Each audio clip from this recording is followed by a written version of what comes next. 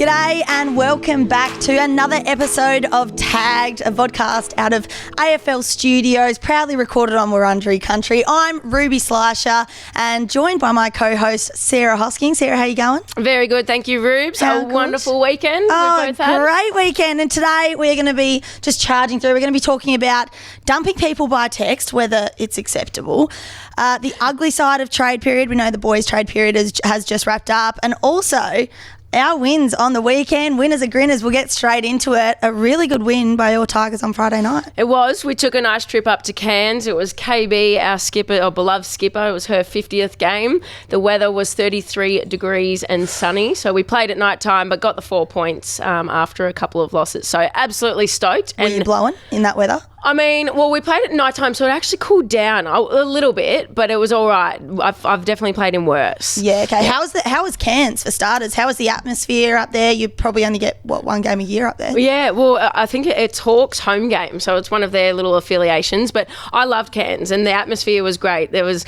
a lot of local talent, some young girls played before us, so that was really cool to hang around and have a little watch.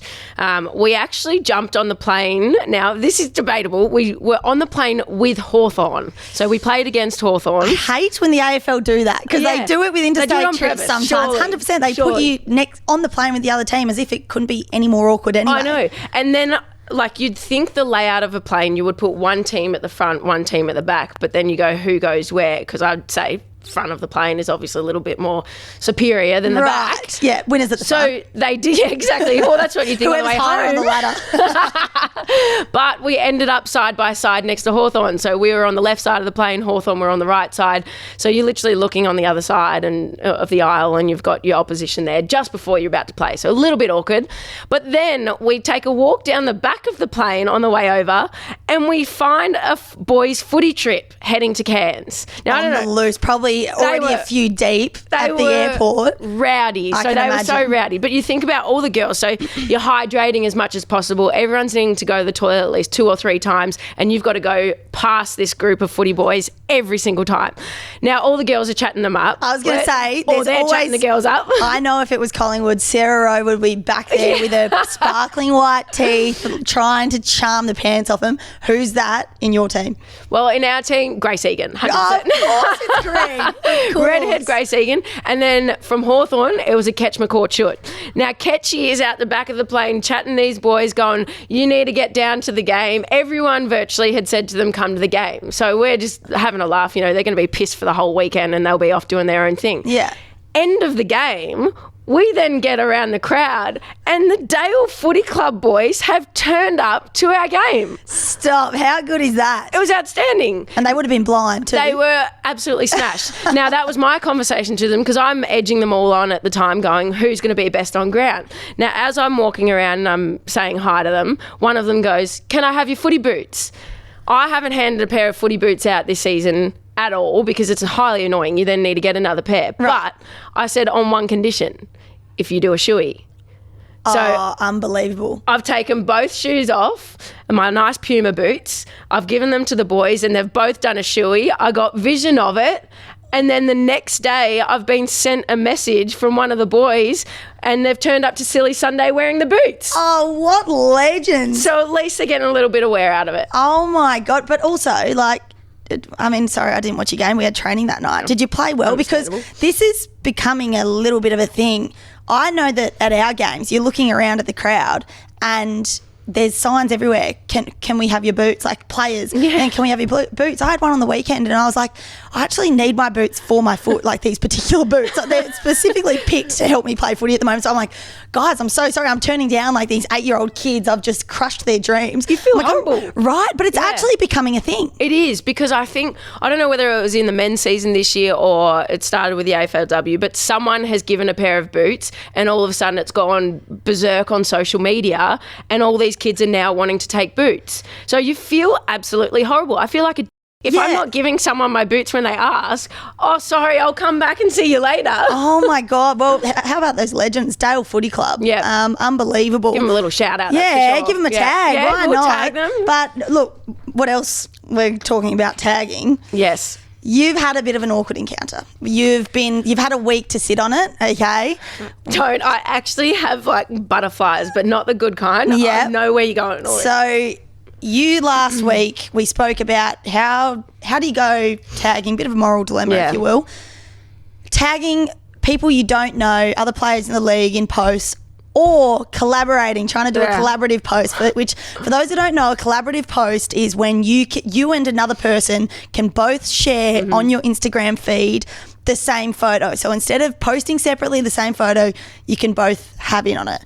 Now you have tested this theory out and tried to collaborate with young gun Paige Scott, who you do not know. No, this is from Essendon. So I played Essendon last week. I don't know her well enough. Like I think she was an early riser AFLW fan when I was at Carlton. And how'd it go for you?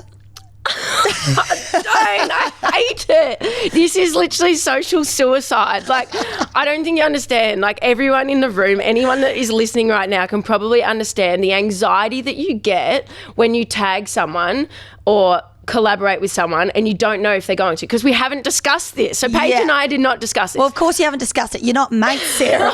I know. You don't have a relationship with her. This is where I wanted to test the waters, because you spoke about it last week and you said you tagged Bonnie Too Good. It wasn't a great photo of either of you. There was a bit of humour to it. You had her in a headlock. Now, we saw that photo. The photo I chose was with Libby Graham, Paige Scott and myself. So Libby's from Richmond. All of us have our eyes shut. I was going to say, it wasn't a great photo of anyone. Now, this is like, demoralising for myself. I'm running back with the flight of the ball, obviously still on the ground, so I might as well be the stepladder. Eyes are shut and I'm virtually running into both of them. Paige and Libby are both airborne, at least like a metre and a half off the ground. It looks pretty cool. They look athletic. They're the winners. I look stupid. Oh, no. Anyway, so I've captioned it, should have gone to Specsavers, because we've all got our eyes shut. Hilarious, right? Perfect. Yeah, thought it was pretty funny. So I've uploaded this photo, haven't told Paige Scott. I'm waiting for a few minutes and I'm still anxious. Like, my hands are shaking right now talking about it. So we've got a group chat here for the tag team with all our producers and everyone involved, and 22 minutes had passed. I have screenshot the photo, 22 minutes, and it still says Paige Scott has not accepted your collaboration. It's now been 5 days, Rubes. No, that's honestly, it makes me uneasy. And what makes it worse, now she has inboxed me. So she has seen the photo. She has sent me a message and said something about the photo being ugly, or like it being a bad photo, or this isn't pretty, or something along those lines. Maybe that's her way of saying I'm not collaborating. 100% going, this is not going on my feed. Well, every part of me inside is like, maybe she just doesn't know how to accept the collaboration, because it's a relatively new thing. Okay, keep thinking that, if it's going to make you feel better. For any Essendon teammates of Paige Scott, please send her this clip and tell her to accept my post, because I'm still sitting here with anxiety. And if she continues to not post it, you will be sitting here with more anxiety. Do I remove it, or do I just sit in the shame? Well, now you've just admitted it to all the podcast listeners. But I do have a positive story out of all of this. Not my collaboration with Paige Scott, but we did speak also the other week about Lucy Single. Now, I tagged her in a story and we spoke about it last week about... She replied to me and I was like, yeah, like I think we're friends now. She sent me a message saying, hey, I'm glad we're friends now. So I've just made another friend in AFLW just through tagging them. Shout out Lucy Single. That's the way to go about it. Take a leaf out of her book, Paige Scott. You've 100%. Got my friend Sarah here, stressed out of her mind. Oh, my God. This week I've got a challenge for Ruby, is for you to try and tag someone else of an opposition and see how you go. Collaborate, tag, whatever you want to do. Okay. You've got to try and come up with something. All right. But on the topic of relationships, whether it's friendships, relationships, I want to talk about something a little bit more spicier. And we got Britney Spears and JT. Now, have you said Britney Spears has just released a book? It releases tomorrow, I believe, is the release date. But I got the early release. You did, sorry. No, you're on her PR list. But no, I've seen a lot of the stuff that's come out, a lot of the promo stuff. Yep. Her and JT, they dated for 3 years, I think. Mm-hmm. And there's something going around about he broke up with her over text message, literally 2 words, it's over. Thoughts? That hurts. Yeah. I can resonate. I resonate with her. Back in, I want to set the scene. Yeah, please. I'm like, what are you talking 2009, okay? I'm 11 years old. The days of MSN, okay? Ruby_loves_basketball at hotmail.com. Loves spelled LUVS, baby. I go to the movies with my best friend Liana. There is this guy from her school there. Me and Liana went to different primary schools. Liam Watcott, if you're listening, Liam, I remember you, L1Watt at hotmail.com. What happened was me and Liam saw each other across the cinema. We never said a word, but Liana said, he thinks you're cute. I said, he's really cute. So we added each other on MSN. We get talking. A week later, we're boyfriend, girlfriend after a day. Yeah. Obviously, that's how it used to work. I know. Anyway, a week later, or even 2 weeks later maybe, we never caught up, obviously. We're 11 years old. We didn't know each other. We just spoke on MSN. That's just how it was, though. It was back then. Yeah. I received an email. I was obviously offline at the time, so MSNs used to go into your email. I want to read you this email. Oh, you've got it. I do. 2009. Hey, I'm breaking up with ya because we don't talk much or see, the letter C, not SEE, each other much, but I hope we can still be friends. Email me when you get this, XO. So I've replied, YER, Y-E-R. I agree, because we never actually, A-C-H-E-L-Y is how I've spelled actually, seen each other. YER, we can still be friends. Liam Watcott, I am still reeling from this breakup. I've never recovered. And I can resonate with Brittany, and I almost shaved my head. So that's all I want to say on that. What about you? Any brutal breakups? Nowhere near as brutal as that. Mate, 11-year-old Rose. That is brilliant. I've been on the flip side. So, like, I've broken up with a couple of people. I have one where he was my first boyfriend. Or first, like, proper boyfriend, 16, 17. I broke up with him face-to-face. You know, I think that's the right thing to do. Right. Not via email on MSN. Right. So I broke up with him. We were at the same footy netball club, and then my whole family was away. Like, we were out somewhere. I get home, and this ex-boyfriend has let himself in my family home, in the house, let himself in. He's left a pizza box on my bed and written like a little bit of a love letter on the pizza box. But he's also left a half-eaten pizza. No, that's sick. No, if you're going to try and impress me or win me back, at least leave me a full pizza and some dessert. What pizza was it? Not even my favourite. Oh, you Give me a little barbecue chicken or something. Seriously? Yeah. Oh, my God. But also, like, what's the thought process behind I that? don't know. I'm going to win her back with this half-eaten pizza and this love letter on the pizza box. Like, did he work in a pizza shop? No, it was like written in a highlighter. No, he didn't. I reckon he's just gone out on the and then come back. And like I said, no one was at home. So he's let himself, it's not just like through the front door. He's gone through the back door, through the gate, like literally let himself in the house when no one was home. I don't understand how people think that is normal or acceptable. Right. And I'm just trying to think, like, the thought process behind this is like, yeah, this is going to get her back. I know. I'm going to leave a half-eaten pizza on her bed with a beautiful love letter in highlighter. That's incredible. You know what goes through people's heads? Yeah. I don't know, just kind of like Liam sending you an email to break up with you. Well, that's it, you know, still hurt. Speaking about food, your sweet chili Philly nails. Oh, don't. Talk us through them. Yeah. I'm not sure. Well, for context, right now it looks like I've got hot dogs dipped in sweet chili Philly. Yes. So I went, context again, went to the nail salon. So the girls and I love doing that. And we decided to have a little bit of fun this time. So we're like, let's close our eyes. And you know how they give you that big basket of all the colours and it's all the sticks. So all the colour wheels. I said, let's close our eyes. Whichever colour you pick out, you have to get. So I have pulled out these sweet chili Philly looking nails where I've got this off orange with some orange sparkles. But I think it breeds a good topic of discussion and arguably one of our moral dilemmas, because I have received a hell of a lot of compliments on these. Now, like I said, they look like hot dogs dipped in sweet chili sauce. And It is not a good look. But I've had a lot of compliments, including from our producer Tegan, who when I walked in the door the first day was like, wow, those nails are beautiful. She's adamant that she is serious about it. That she'd get them herself, I believe. Yes. Now, Tegan, if you're listening right now and I can see her eyes lighting up, that if you genuinely believe you would wear these, next week you should have your nails painted in Sweet Chili Philly. Test is on. But people have given me compliments on it. I've told them the story in the background and that it was a joke and it was funny. And then they have retracted their compliment. So they have gone, oh, okay, now that you mention it was a joke, they're not actually that great, but it's pretty funny and they're quite out there.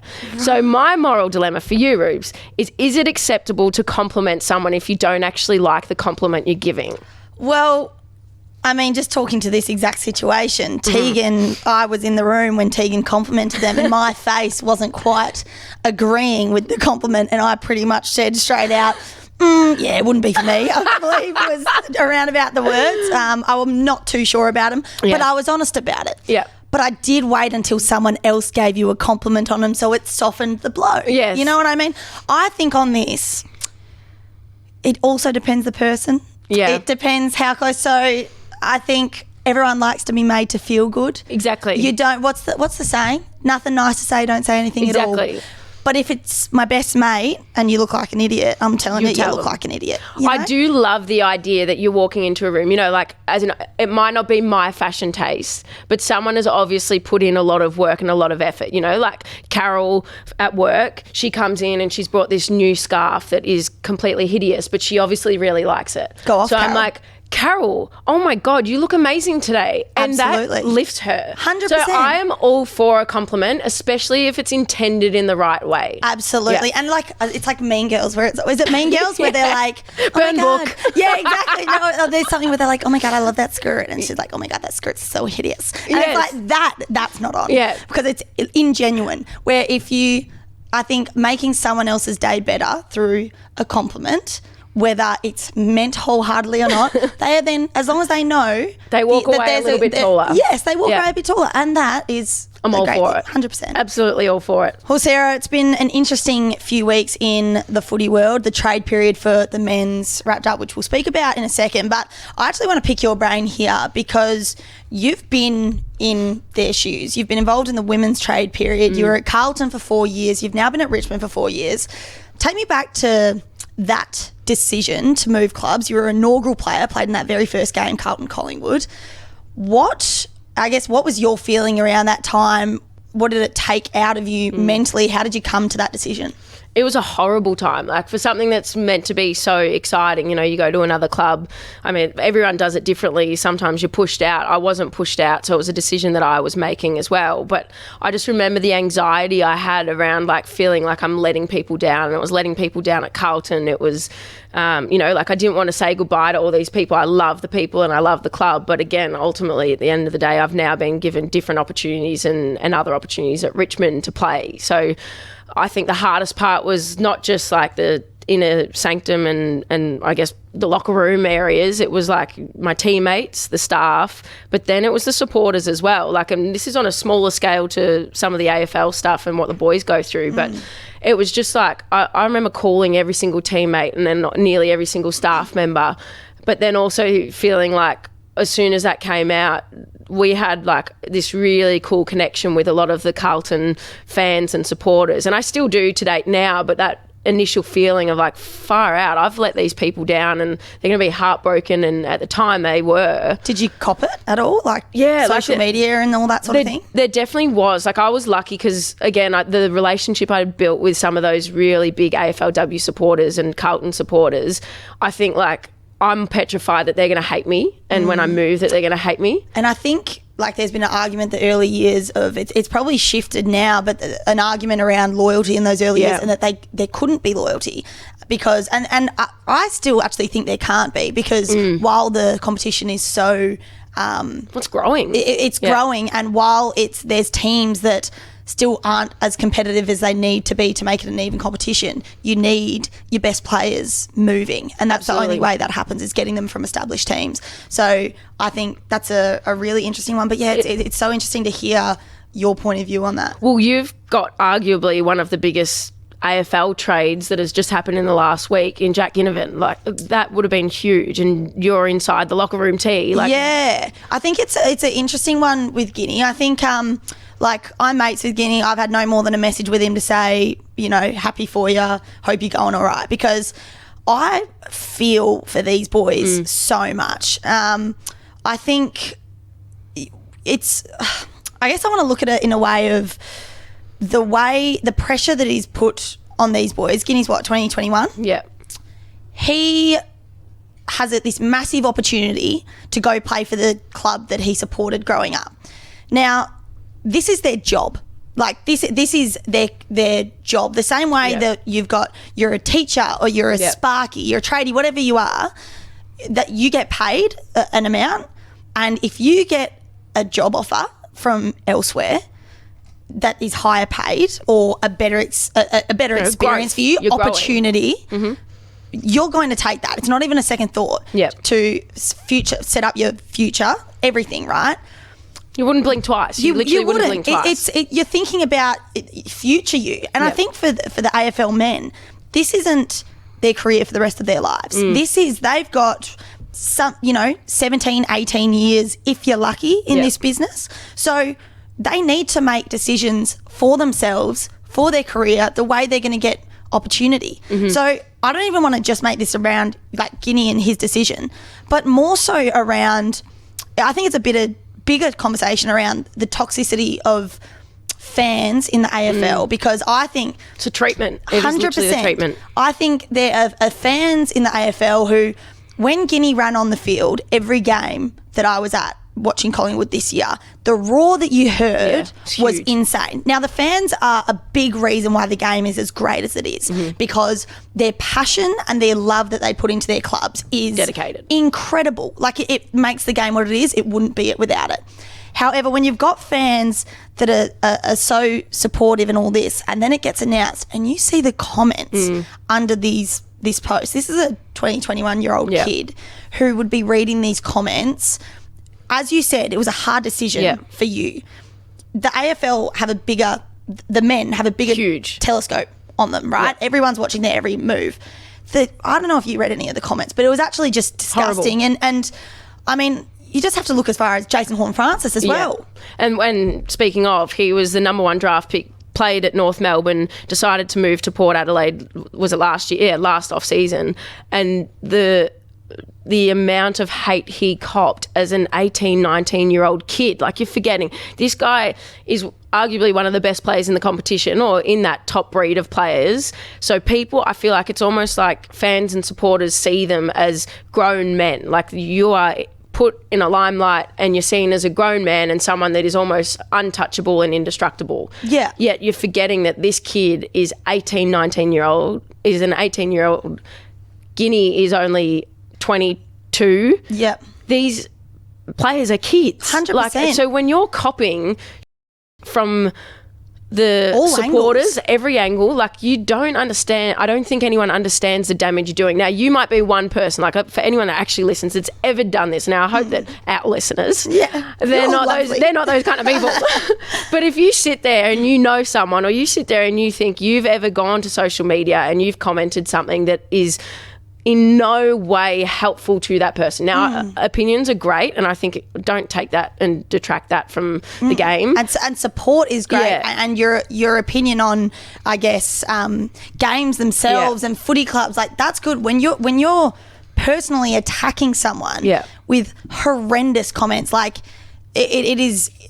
The things in these sort of people's DMs, like, Give our me teammates would have, like, of what Guinea's... telling people, like, I can't even say it. Like, there's so many, you can actually imagine some of the stuff, but you'd see the stuff. Like, just go look at the comments if you want, because it's disgusting. But, like, where my mind goes to, and I feel like it's a bit of almost a it's this toxic thing we have in Australia as well, this tall poppy syndrome where we have to cut people down. You just see these comments on social media, which is, we spoke about social media being a dark place last week. This is the darker place of it, right? We were taking the piss a bit last week. This is the genuine stuff where, in my head, I go, what's it going to take for people to go, oh, this is scary? Is it going to be for a young kid to come in like a Jason Horne-Francis, like a Guinea, to cop it to the point where they are so mentally strung out and they have all this other shit going on that they harm themselves. Yeah. And then people go, I commented this, I played a part in that. Yeah. And I just think that is such a gruesome thought. It's horrible. I don't know. I think it is a great talking point because I think it is so true, and it's not far off something like that happening because of social media at the moment. Like this is the shit side of social media that I think that is what, like, you are just hounding these young kids and older players. You remember Adam Goods, like going through what he went through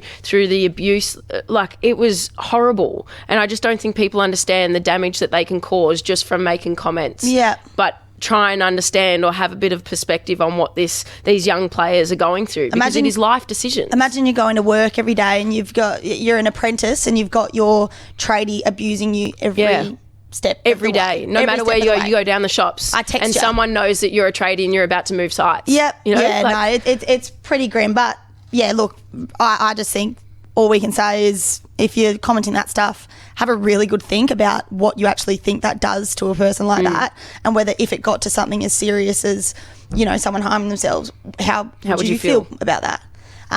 It is pretty sad. But look, we'll move on to, I guess, a bit of a lighter note of the footy side of things. We got an audience question, all right, this is from an unnamed Commonwealth and Olympic medalist who is pretty involved in the AFLW. You can have a guess at who that is. But it's actually inspired by you here. Is Sarah Hosking a serial on-field bum tapper? What's the etiquette around the bum tap? How many taps is too many? She saw you tap Katie Brennan on the bottom at least 5 times on the weekend.